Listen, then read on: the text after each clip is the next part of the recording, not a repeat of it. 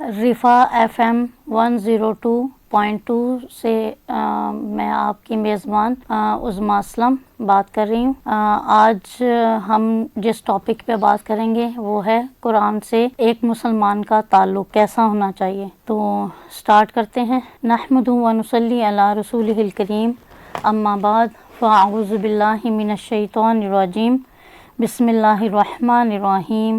رب اشرح لی صدری ویسر لی امری واحلل عقدۃ من لسانی یفقہوا قولی ربنا زدنا علما اللہم فقہنا فی الدین۔ اللہ کا لاکھ شکر ہے کہ اس نے ہمیں انسان بنایا۔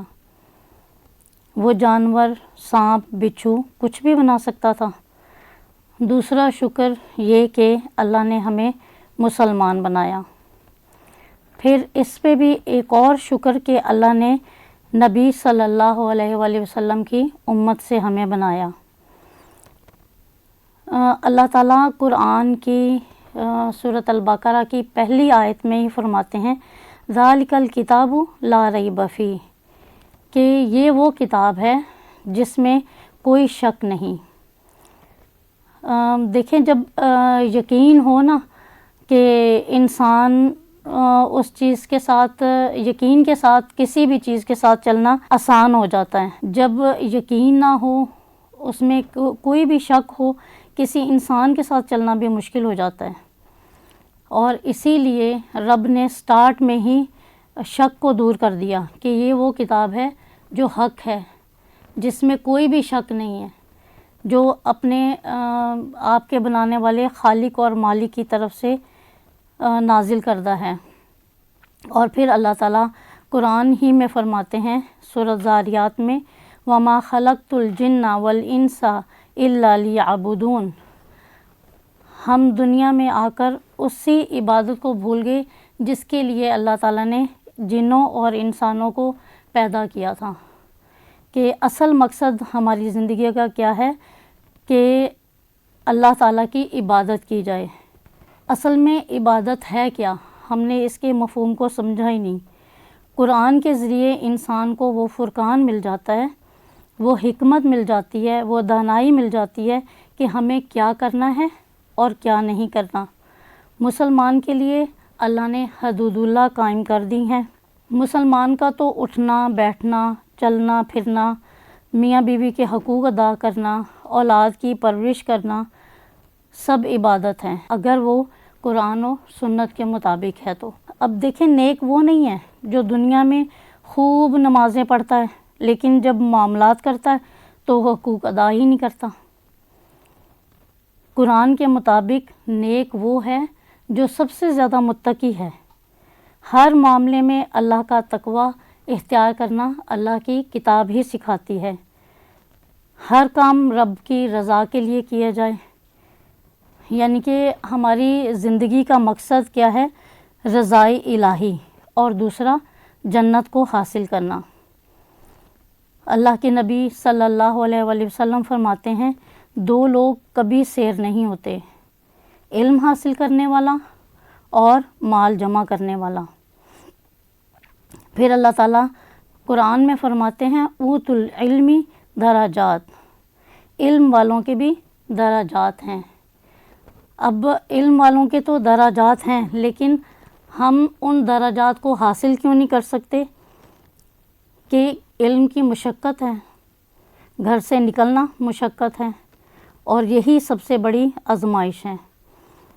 اللہ تعالیٰ قرآن پاک میں فرماتے ہیں المال والبنون زینت الحیات الدنیا، کہ مال اور اولاد جو ہیں وہ دنیا کی زینت ہیں، صرف دنیا کی زینت ہیں۔ ان میں گم ہو کر دنیا تو مل جاتی ہے لیکن دنیا اور آخرت کا سکون نہیں مل سکتا۔ وہ پانے کے لیے انہی کو بطور عبادت استعمال کرنا ہوگا۔ انہی کو عبادت بنانے کے لیے علم القرآن حاصل کرنا ہوگا، مشقت سے گزرنا ہوگا۔ اسی طرح آپ صلی اللہ علیہ وآلہ وسلم فرماتے ہیں ایک شخص تم سے فائدہ اٹھا لے تو تیرے لیے سرخ اونٹوں سے زیادہ بہتر ہے۔ سرخ اونٹ اس وقت سواری کے لیے استعمال کیے جاتے تھے، آج کے دور میں ہم سمجھ سکتے ہیں کہ مرسیڈیز ہو، پجیرو ہو یا کوئی بھی بہترین گاڑی، تو اللہ کے نبی نے فرمایا وہ بہتر ہے کہ تیرے سے کوئی علم حاصل کر لے، علم کے ذریعے فائدہ اٹھا لے۔ پھر آپ صلی اللہ علیہ وسلم ایک اور جگہ فرماتے ہیں، اللہ کی کتاب ہی اللہ کی رسی ہے، جو اس کی پیروی کرے گا وہی ہدایت پر رہے گا، جو اس کو چھوڑ دے گا وہ گمراہی پر ہوگا۔ اب ہم نے کرنا کیا ہے ان حدیث کی روشنی میں کہ قرآن کو چھوڑنے کی کتاب نہیں ہے، قرآن پکڑنے کی کتاب ہے، مضبوطی سے اس کو چھوڑنا نہیں، اس کو مرد دم تک ساتھ رکھنا ہے۔ یہ مرنے سے قبر اور قبر سے حشر تک صرف یہی بچانے کا ذریعہ ہے، قرآن سے اپنا تعلق مضبوط بنانا ہے۔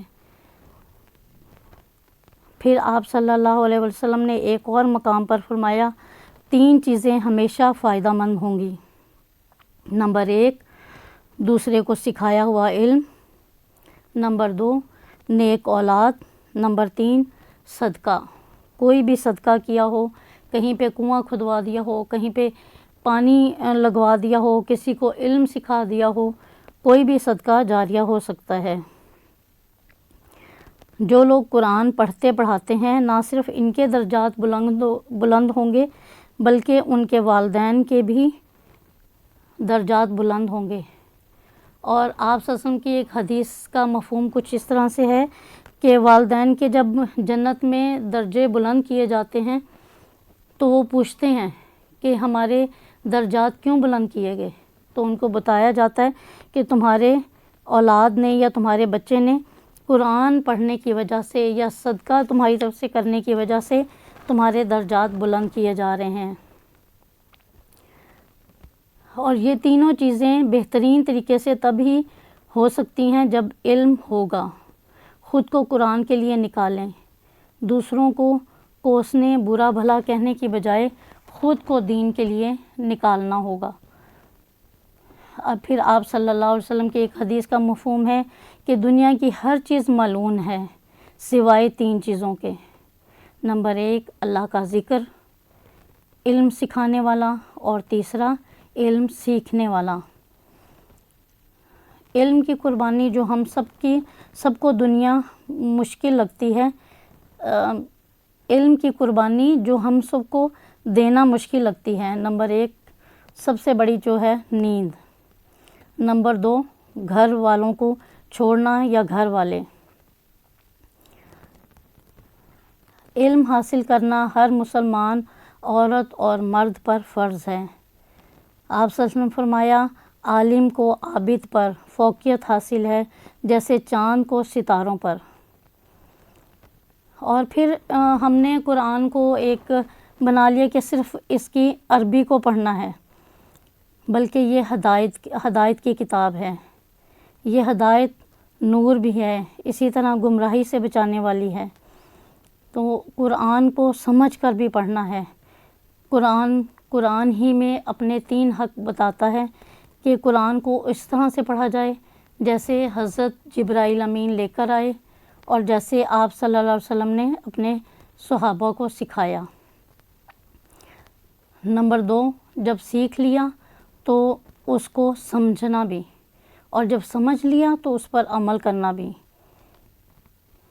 اور پھر آپ صلی اللہ علیہ وسلم کی ایک اور حدیث کا مفہوم ہے، جس نے اپنی 2 بیٹیوں کو دین کا علم سکھایا وہ قیامت کے دن میرے اس طرح قریب ہوگا۔ آپ صلی اللہ علیہ وسلم نے 2 انگلیاں جوڑ کر فرمایا، بہترین عمل وہ ہے جو مسلسل کیا جائے، چاہے وہ کتنا ہی تھوڑا کیوں نہ ہو، بس صبر اور استقامت سے وہ عمل کرتے رہنا ہی سب سے پسندیدہ ہے۔ اب ہم کرتے کیا ہیں دنیا میں، اکثر ہم جوش میں آ کر کوئی بھی عمل شروع تو کر دیتے ہیں، پھر مشکل آنے پر صبر نہیں کرتے۔ اس صبر کے لیے بھی دعا سے مدد مانگنی چاہیے۔ دعا وہ کام کر جاتی ہے جو ہم کر نہیں پاتے۔ اللہ تعالیٰ فرماتے ہیں، वलिनब्लुवकुम बिशैइन मिनल खौफि वल जूइ व नक्सिम मिनल अम्वाल वल अनफुस वस्समरात व बश्शिरिस साबिरीन, कि दुनिया में रहते हुए आजमाइश हर वक्त हम एग्ज़ामिनेशन हॉल में हैं।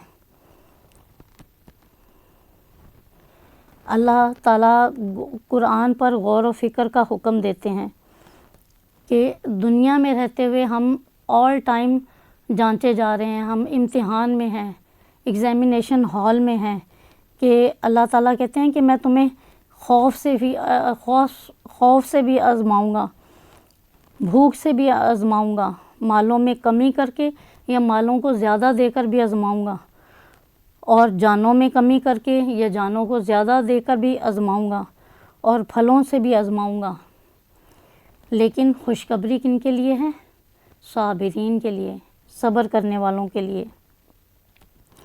इसी तरह इमाम इब्न तैमिया कहते हैं, जो हदायत की गर्ज से कुरान पढ़ता है उसके लिए हक़ का रास्ता वाज़े हो ही जाता है। अल्लाह के रास्ते पर जो जितना खुलूस के साथ आता है उतनी ही आजमाइश ज़्यादा होती है। हज़रत साद बिन अबी वक़ास ने नबी पाक सल्लल्लाहु अलैहि वसल्लम से पूछा, या रसूलल्लाह, सबसे ज़्यादा सख्त आजमाइश किसकी होती है? आप सल्लल्लाहु अलैहि वसल्लम ने फरमाया, अम्बिया की, फिर जो दीन और ईमान में इससे ज़्यादा करीब हों, और फिर जो लोग ईमान वालों के ज़्यादा करीब हों। आदमी की आजमाइश उसके दीन के एतबार से होती है। जो शख्स दीन में जितना पुख्ता होता है इसकी आजमाइश सख्त होती है, और जो दीन में हल्का होता है उसकी आजमाइश हल्की होती है। ये आजमाइश हल्की होना यहाँ तक कि ज़मीन में इस हाल में चलता है कि इस पर गुनाह का कोई भी असर बाकी नहीं रहता।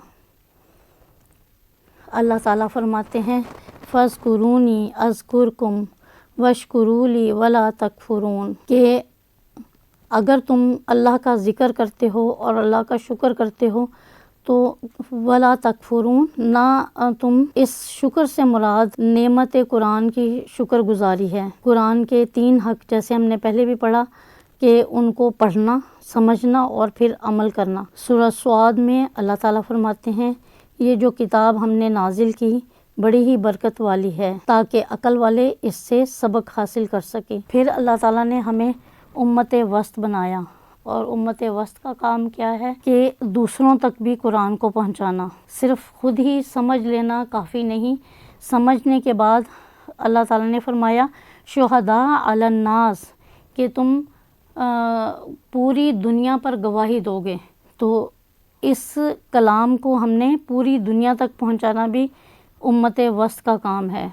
अल्लाह ताला फरमाते हैं, लौ अंज़लना हाज़ल कुरआना अला जबलिन ला रअयतहु खाशियम मुतसद्दिअम मिन खशियतिल्लाह।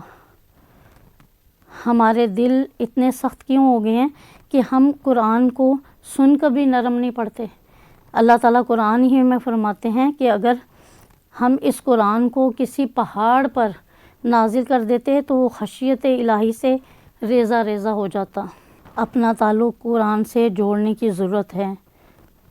अपने आप को कुरान के साथ मज़बूत बनाइए, फिर हमारे घरों में, हमारे ख़ानदानों में, हमारे मुल्क में, मोहल्लों में उम्मत पर रहमतों का नज़ूल होगा। हसन बसरी कहते हैं कि नज़ूल कुरान का मकसद ये है कि इस पर गौर व फ़िक्र किया जाए ताकि अमल किया जाए। लेकिन हमारे माशरे में हमने सिर्फ़ पढ़ना काफ़ी समझ लिया।